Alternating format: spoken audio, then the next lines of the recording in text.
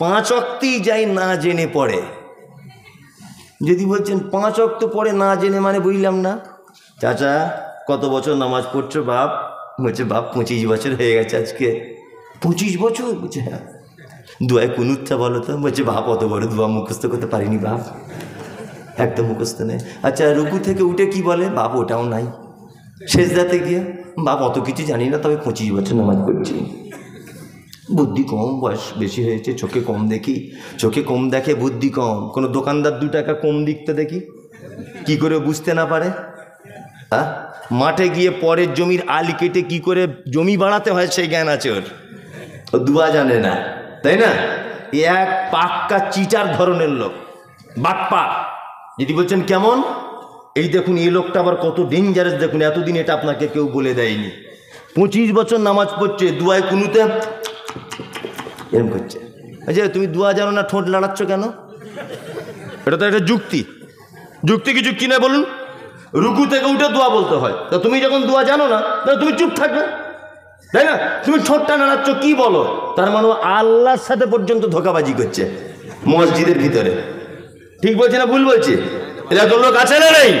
আচ্ছা, তোমার সব জ্ঞান টনটনে আর দুয়ার বেলা পারো না।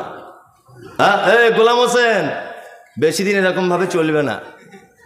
2 দিন 5 দিন 30 দিন 40 দিন লাস্ট নামাজ হয়ে যাবে, তারপর থেকে আর হবে না। বিনীত অনুরোধ, ছেলেকে বলুন একটা বাজার থেকে সঠিক দুয়ার বই কিনে এনে দিতে। অন্তত বইগুলো পড়ুন, অন্তত পড়ুন বইগুলো। বই এক অক্তে যায় আর এক অক্ত যায় না, ভালো করে বুঝবেন। আর একটা কথা মাঝখানে বলে রাখছি, এ কথায় আমার কে রাগ করলেন আর কে আমাকে দাওয়াত করলেন ওটা আমি বেশি কিছু ভাবি না। ইদানিং আমাদের অনেক মসজিদ কমিটিতে যারা আছে এদেরকে দেখা যাচ্ছে যে এরাও কিন্তু অনেক মানুষ থাকে বেনামাজি, থাকে না? থাকে। এদেরকে কাল সকাল হতে হতে, যদি আপনাদের এখানে সেরকম থাকে, কাল সকালই মিটিংটাকে বাদ দিয়ে দেন। কারণ আল্লাহ কমিটি নির্বাচন করেছেন পবিত্র আল কোরআনে। আল্লাহ দেখুন, ইমাম সাহেবের গলার সুর ভালো হবে কিনা এটা আল্লাহ বলেনি। ইমাম সাহেব দেখতে কেমন হবে এটা আল্লাহ বলেনি। ইমাম সাহেবের যোগ্যতা কতটা থাকবে এটা আল্লাহ বলেনি। কিন্তু আল্লাহ বলেছে মসজিদের কমিটি যারা হবে, যারা কমিটি বা এর পরিচালনার দায়িত্ব থাকবে, তার প্রথম গুণ হচ্ছে সালাত আদায় করবে। 5 ওয়াক্তে নামাজ পড়তে হবে তার।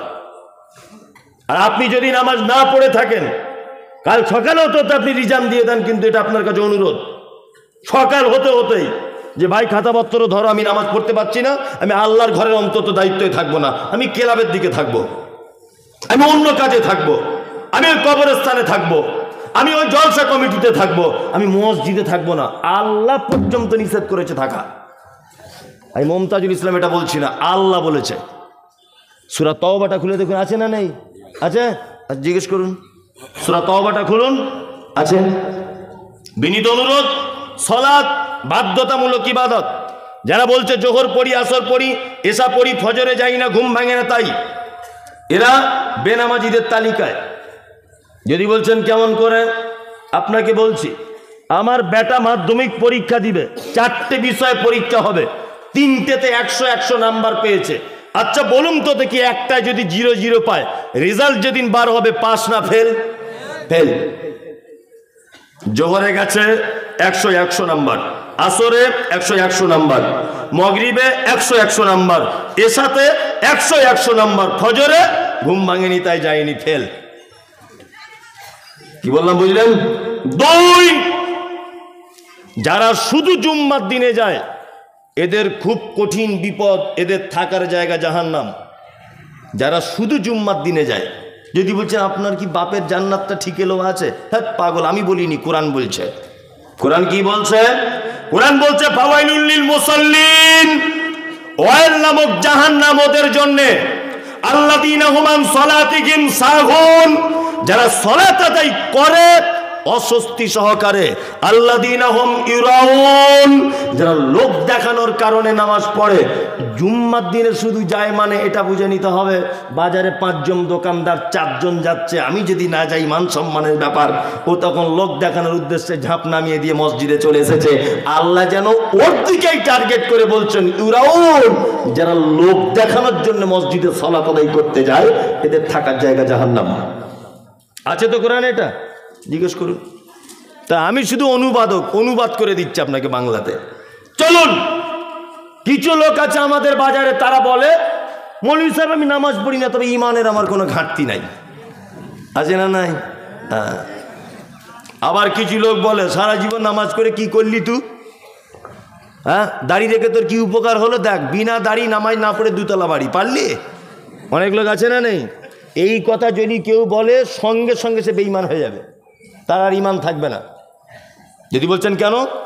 কেউ যখন নামাজ পড়ে না তার কাছে বলতে গেলে সে যদি এই কথাটা বলে মৌলভী সাহেব খুব অন্যায় হয়ে যাচ্ছে, ভুল করছি, নামাজটা পড়তে পারছি না, এর অসুবিধা নেই, এ কাবিরা গুনাহ করছে সালাত ছেড়ে দিয়ে, কিন্তু এর ইমান আছে। কি বললাম বুঝলেন? কিন্তু যে লোকটা বলছে নামাজ পড়ে, আমাকে বারবার বলতে শোনা তো ভাই, তোমার নামাজ তুমি পড়ো, তোমার কবরে তুমি হিসাব দিবে, আমার কবরে আমি দেবো, সবাই পড়বো না, ও বেঈমান হয়ে গেছে সাথে সাথেই। কারণ আগের লোকটা নামাজ স্বীকার করেছে, নিজের দোষ স্বীকার করে একটু নত স্বীকার করেছে, কিন্তু এই দ্বিতীয় লোকটা অঙ্গীকার করছে, ইনকার করছে নামাজকে, করছে না, তার মানে এর ইমান আর থাকলো না। কেউ যদি মনে করে দাড়ি ফাড়ি সব কথা বলিও না তো ভাই, আমাকে ভেবে নিতে হবে তোমার ইমান চলে গেছে। পর্দা, তোমার বউকে তুমি পর্দায় রাখো। মৌলভী সাহেবদের ইনকাম কম, ওই জন্য একটা বোরখায় 4 বছর চালায়, ওর বউরা সব বোরখা পরে পর্দা করবে, আমাদের ইনকাম বেশি, নিত্য নতুন ড্রেসপত্র পড়বে। যদি কেউ এই কথাটা বলে দেয় তাহলে তার ইমান চলে যাবে। তোমার বউ পর্দা করতে পারছে না, এটা তুমি লজ্জিত হয়ে তুমি বলো যে আমি করতে পারছি না, মৌলভী সাহেব দোয়া করবেন যাতে আগামীতে করতে পারি, এটা আলাদা বিষয়। তুমি ইনকার করতে পারবে না। খুব সাবধান। সালাত বাধ্যতামূলক কি ইবাদত, এই ইবাদত ছাড়া কোনো মানুষ জান্নাত যেতে পারে না। যে লোক বলছে নামাজ পড়ি না, ঈমান ঠিক আছে, আমি মুমতাজুল ইসলাম বলছি তোমার ঈমান আছে, তবে তোমার ঈমানে পোকা লেগেছে। স্প্রে করতে হবে, সরিষা যে আলু যেমন স্প্রে করে তোমার ওখানে স্প্রে করতে হবে, তাছাড়া তোমার ঈমান পুরোটাই নষ্ট হয়ে যেতে পারে। নামাজ পড়বে না তার জান্নাত নাই। আল্লাহ তাআলা বলেন মা সালাকাকুম ফি সাকার, একজন সাকার নামক জাহান্নামীকে জিজ্ঞাসা করা হবে তুমি কেন সাকার নামক জাহান্নামে এসেছো? সে তখন বলবে ক্বালু লাম নাকু মিনাল মুসাল্লিন, সব ভালো কাজ ছিল ভাইরে, শুধু নামাজ পড়িনি তাই। তার মানে নামাজ না পড়লে থাকার জায়গা জাহান্নাম। পশ্চিম বাংলার একজন বিখ্যাত আলেম, নাম হলো আব্দুল হামিদ ফাইজি আল মাদানী, নাম শুনেছেন? আব্দুল হামিদ মাদানী নাম শুনেছেন? 200-র কাছাকাছি বই লিখেছেন। যদি আপনার বাড়িতে বইটা থাকে, পৃষ্ঠার নাম্বার বলছি, কাল সকালে দেখে নেবেন। বইটির নাম হচ্ছে জানাজা দর্পণ। কি বই? জানাজা দর্পণ। এই জানাজা দর্পণ নামক বইয়ে আব্দুল হামিদ মাদানী সাহেব কাদের জানাজা পড়া যাবে আর কাদের যাবে না এই ব্যাপারে লিখতে গিয়ে তিনি বলছেন, কোন লোক যদি সালাত আদায় না যদি করে, তার জানাজা যদি কেউ পড়তে পারে, তবে যেন দুয়াটা না করে। কি বললাম বুঝলেন? কোন বেনামাজি যদি মারা যায়, তার জানাজা যদি কেউ পড়তে পারে, যেন দুয়াটা না করে।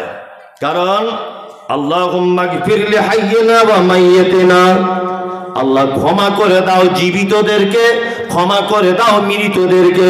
অশাহিদিনা, আল্লাহ যারা উপস্থিত তাদেরকে ক্ষমা করে দাও, যারা অনুপস্থিত তাদেরকে ক্ষমা করে দাও, যারা বড় তাদেরকে ক্ষমা করো, যারা ছোট তাদেরকে ক্ষমা করো। আল্লাহ নারীদেরকে ক্ষমা করো, আল্লাহ পুরুষদেরকে তুমি ক্ষমা করো।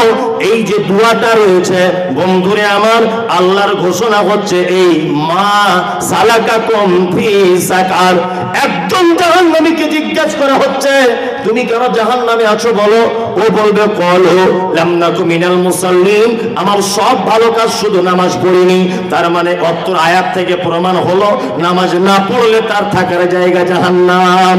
জাহান্নাম যার ব্যাপারে আল্লাহ ডাইরেক্ট বলে দিচ্ছে, এইরকম কোন মানুষের জানা যায় যদি আপনি বলেন আল্লাহুম্মা গফির লিহাইয়িনা, আল্লাহ ক্ষমা করে দাও উপস্থিত মানুষদের, জীবিতদেরকে, অমাইয়াতিনা, আর যে মারা গেছে তাকে।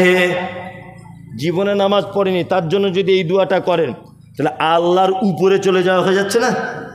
আল্লাহ তো ঘোষণা করছে জাহান্নাম, আর আপনি বলছেন ওকে ক্ষমা করে দেন। এটা কেমন ব্যাপার হয়ে যাচ্ছে না? যাচ্ছে না। আমার কথা বলিনি, ওনার বই থেকে পড়ে এসে বলছি। তাহলে নামাজের কত গুরুত্ব বলুন তো, আছে না নেই? কোনো মানুষ নামাজ ছাড়া জান্নাত যেতে পারবে? পারবে? পারবে না। বিনীত অনুরোধ, কিছু করেন না করেন অন্তত পক্ষে 5 ওয়াক্তের জামাত সহকারে নামাজটা পড়ব, ইনশাল্লাহ পড়ব। গাড়ি চালান তাই না, অনেক দূরে দূরে ভাড়া খাটতে যেতে হয়, এক সাইডে দাঁড় করিয়ে চট করে, আপনার তো ভালো সুবিধা, জোহরের নামাজ দেখছেন 4 রেকাত 2 রেকাত পড়ে নেন, আপনার তো খুব আরাম তাই না। আসরের 4 রেকাত, গাড়িটা একটু বাম দিকে সাইড করে দিয়ে 2 রেকাত পড়ে নেন, আপনার ছুটি। সুন্নত পড়তে হবে না, কিচ্ছু পড়তে হবে না আপনার, শুধু আসরের 2 রেকাত কসর পড়ে নেন, আপনার ছুটি। জোহরের কিছুই পড়তে হবে না, শুধু 2 রেকাত কসর করে নেন আপনি। কি বলে, অন্তত মুসলিম থেকে যাবেন। কি বললাম বুঝলেন? অন্তত পক্ষে কি থেকে যাবেন? মুসলিমটুকু থেকে যাবেন আপনি, ইসলাম থেকে খারিজ হবেন না। খুব দুঃখ লাগে, আফসোস লাগে সত্যি, যে আমরা প্রত্যেক জায়গাতে জলসাগুলোতে এই মসজিদের উন্নতি গল্প। কিসের উন্নতি? না আমাদের মসজিদের মার্বেল পাথরটা লাগাতে হবে তাই। আচ্ছা বলুন তো, মাটির মসজিদে নামাজ পড়লে নেকি কম আর মার্বেলে পড়লে নেকি বেশি, এরকম কোনো ব্যাপার আছে? আছে তাই। তা আপনার মার্বেলের উপরে এত কেন আপনার টেনশন? এসে কই মসজিদের সর্দার সাহেব, মসজিদের ইমাম সাহেব, মসজিদের যারা পাক্কা মুসল্লি, তারা মিলিয়ে কই এটা তো বলে না চলো প্রতিদিন আমরা টার্গেট করব 5 জন করে নামাজি বাড়াতে হবে, পাড়ায় পাড়ায় ঘুরি চলো ভাই, হাতটা ধরে বলি, তাহলে ইমাম সাহেবেরও লাভ হলো তাই না, ইমাম সাহেবেরও লাভ হলো, সর্দার সাহেবেরও লাভ হলো। কারণ লাভ এই যে ওদের কথাতে যদিও নামাজ ধরে যায়, ও যতদিন নামাজ পড়বে এরা ততদিন নাকি পাবে। লাভ হলো না লস হলো? শুধু সিমেন্ট আদায় করতে ছুটছে সব জায়গাতে, আমাদের গ্রামেও তাই। কি বললাম, শুধু সিমেন্ট আদায়, বালি আদায়, রড দাও, পাথর দাও, মসজিদ বিশাল চিকচক ঝিকঝাক মার্বেল পাথর, জানো একেবারে নিজের ছবি নিজে দেখতে পাচ্ছে। ফজরে 3 জন, বলুন তো এই মসজিদের কোনো কোনো কদর আছে? হ্যাঁ নাই। হ্যাঁ, বিয়ে বাড়িতে গান বাজছে, ঢোল বাজছে, ও আজকে বুবুর হাসি খুশি, কালকে বুবুর বিয়ে, সব গান টান চলছে, কেউ ড্যান্স করছে, ডিজে বাজছে, সব রেডি, প্যান্ডেল মিষ্টি মেটাই সব চলে এসেছে, বর আসেনি। বর, আচ্ছা বলুন তো বিয়ের দাম আছে? বিয়ের মেন কে? বর। বর না এলে বিয়ের দাম নাই। মসজিদে রং করা, আতর লাগানো, টাইলিস, ওই আপনার রাজস্থানের শ্বেত পাথর সব দিয়ে সাজানো, নামাজই নাই সব জায়গাতে। সব জায়গাতে, আপনাদের কথা বলছি না আমি একা, সব জায়গাতে এখন এই অবস্থা। এই অবস্থা নাই প্রতিটা জায়গাতে। তার মানে মানুষ একটা সহজ রাস্তা বুঝেছে। কি রাস্তা বলুন তো? এই যে একজনে 5,000 টাকা দিয়েছে আর বক্তা বলছে ও গো আল্লাহ দয়াময়, দয়ারই সাগর, করুণা করো গো তুমি অমুকের উপর, মানে এমন দোয়া করছে মনে হচ্ছে জান্নাতে জায়গা নেই, ওকে ঠেলে ঢোকাচ্ছে, তুই ঢোক তাড়াতাড়ি। কি বুঝেছে? কেউ 2,000 দিচ্ছে, মাঝখানে ছেড়ে দিয়ে পালিয়ে আসছে, কেউ 20,000 ঢুকিয়ে দিয়ে চলে আসছে জান্নাতে। মানে এও ভাবছে যদি এত বড় বক্তা মমতাজুল ইসলাম, সারা পশ্চিমবাংলার নাম করা লোক, এ আমার জন্য দোয়া করছে জান্নাত যাবো না, মানে ঘোড়ার ডিম যাবে, 10 পয়সা নেকি নাই। সলাৎ ছাড়া তোমার কোনো নেকি কিয়ামতের দিন আল্লাহর দরবারে কাজে আসবে না, আসবে না, আসবে না, কোশ্চিন কালেও আসবে না।